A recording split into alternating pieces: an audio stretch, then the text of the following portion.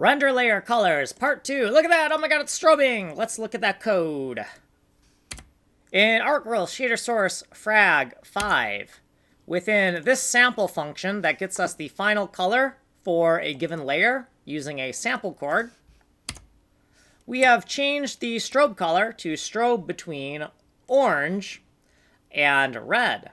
Previously, it was strobing between gray and white, but we weren't seeing the gray and white because we forgot to implement that.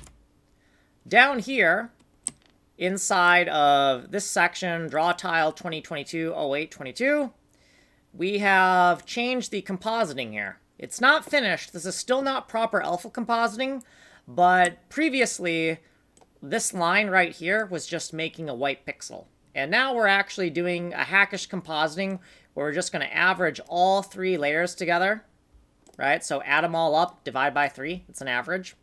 And now we can actually see some color rather than just white pixels.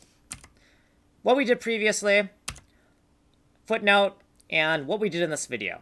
So in the next video, we're going to try to differentiate between the different tile sizes and layers. You've been on this video. You can get more detailed information on the longer playlist. You can get the source code here, and you can email me here. This has been video 195. Send money in the mail.